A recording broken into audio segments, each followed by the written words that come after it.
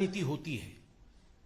जब भी कंफ्यूजन फैलाया जाता है, झूठ की राजनीति होती है, तो कहीं ना कहीं राहुल गांधी जी का हाथ होता ही है। आज फिर से एक बार राहुल गांधी जी ने भ्रम की राजनीति की है।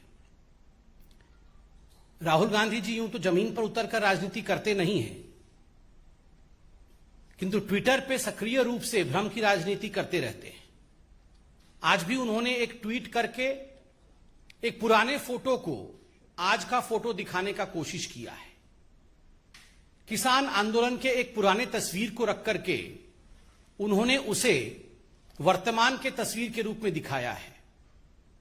और यह मेरे लिए कहना अनुचित नहीं होगा, अतिशयोक्ति नहीं होगी कि राहुल गांधी भली भांति जानते हैं कि आज कांग्रेस पार्टी जो पूर्व में उनके अध्यक्षता के अंतर्गत काम करती थी, आज अध्यक्ष विहीन है।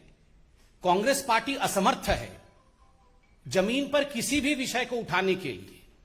और इसी कारण से कभी सोनिया जी वर्चुअल मीटिंग करती है सभी पार्टियों के साथ, तो कभी राहुल गांधी भ्रम की राजनीति के माध्यम से, झूठे फोटो के माध्यम से राजनीति करने का प्रयास करते हैं। अगर अंग्रेजी में कहा जाए तो Rahul Gandhi has become the political cuckoo of the present day Indian politics. Cuckoo चिड़िया जो होती है वो कभी भी मेहनत नहीं करती है, वो कभी भी अपना घोंसला खुद नहीं बनाती है। दूसरों के घोंसले में आनंद की अनुभूति करने की चेष्टा, this is called as political cuckoo of Indian politics.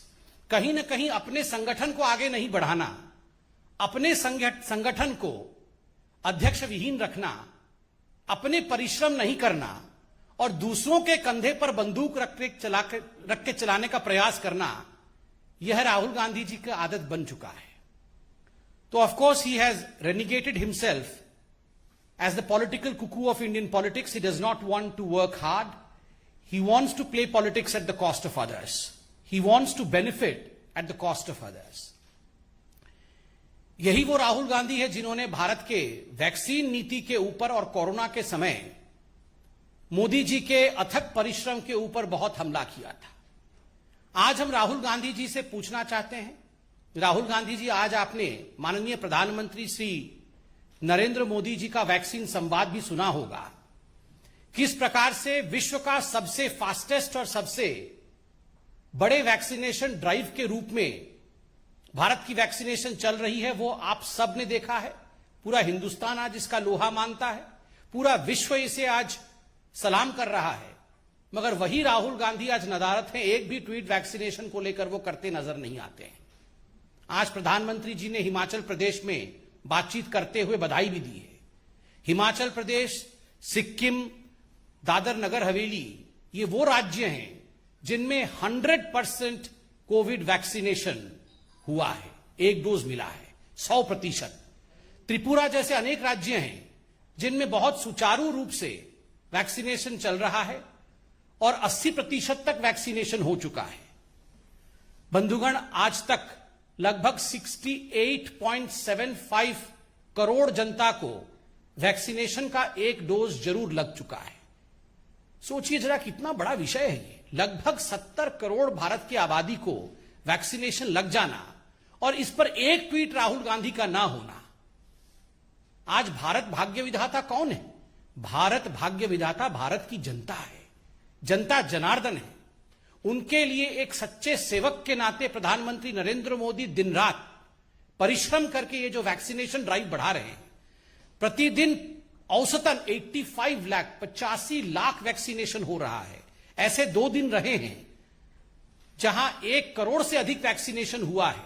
उसके बावजूद ये जो लोग भ्रम फैलाते थे झूठे तस्वीर के माध्यम से, वो लोग चुप हैं। ये वही राहुल गांधी हैं जिनका चंद दिन पहले एक ट्वीट कंट्रोवर्सी में आया था, जब एक पीड़िता के फोटो को लेकर, पीड़िता के परिवार को फोटो को लेकर उन्होंने फोटो ट्वीट किया था। बाद में ट्विटर ने, फेसबुक ने उस फोटो को डिलीट किया। तो कहीं ना कहीं राहुल गांधी हमेशा भ्रम की राजनीति करते हैं और फंसते नजर आते हैं। आज ही राजस्थान के जालोर डिस्ट्रिक्ट में एक माइनर के साथ, एक नाबालिग के साथ रेप का घटना भी सामने आया है, जघन्य अपराध है। किंतु पूरे हिंदुस्तान में भ्रम की राजनीति करना और अपने राज्यों के विषय में चुप रहना, यही राहुल गांधी जी की खूबी है, यही उनका रवैया रहा है। बंधुगण, आज हमने अखबारों में यह भी पढ़ा है कि किस प्रकार से छत्तीसगढ़ में जो वर्तमान के मुख्यमंत्री बघेल साहब हैं, उनके पिताजी और उनके परिवार के लोग स्वयं ही जातिवाद विद्वेष फैलाने की कोशिश कर रहे हैं, कहीं ना कहीं एक डिसहार्मोनी का एनवायरनमेंट बनाने का प्रयास कर रहे हैं। उनके खिलाफ अब एफआईआर तक नौबत जा रही है। ये सब राहुल गांधी देखते नहीं, इन सब से राहुल गांधी अनभिज्ञ है। राहुल गांधी जी, आप तो खुद बोलते थे मैं जनेऊधारी बहुत विराट हिंदू हूं। आपने फोन किया एक बार बघेल जी को? बघेल जी के पिताजी जिस प्रकार से एक समाज विशेष को लेकर वहां आग उगल रहे हैं, जिस प्रकार से वहां वैमनस्य की राजनीति हो रही है, इस विषय पर राहुल गांधी जी आपने ध्यान दिया? कहां से ध्यान देंगे? आप तो झूठे तस्वीर के माध्यम से अपनी राजनीति चमकाने में व्यस्त है। बंधुगण, एक और राहुल गांधी है तो दूसरी ओर हिंदुस्तान के हमारे माननीय प्रधान सेवक नरेंद्र मोदी जी है।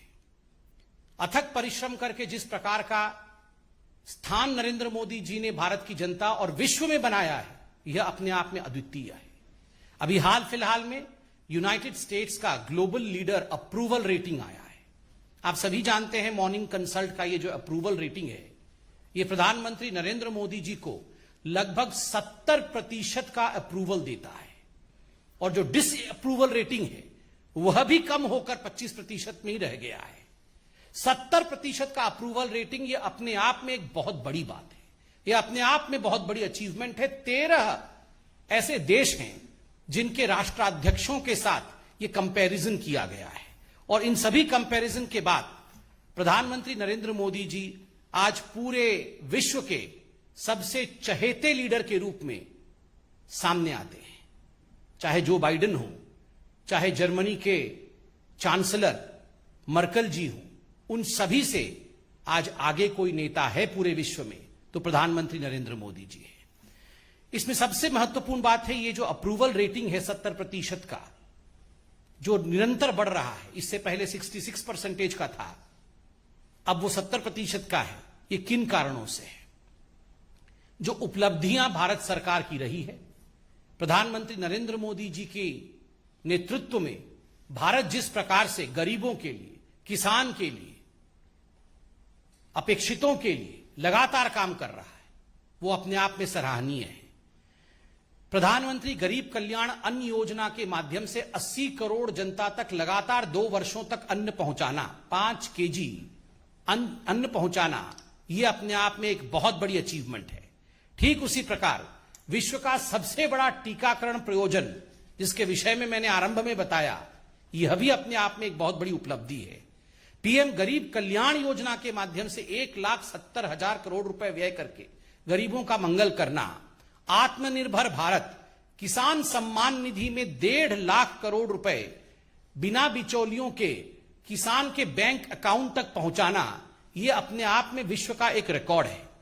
एग्री इंफ्रास्ट्रक्चर में 1 लाख करोड़ रुपए खर्च करना, और रबी हो या खरीफ हो उसके लिए 1.5 गुना एमएसपी देना, यह अपने आप में कोई छोटी बात नहीं है।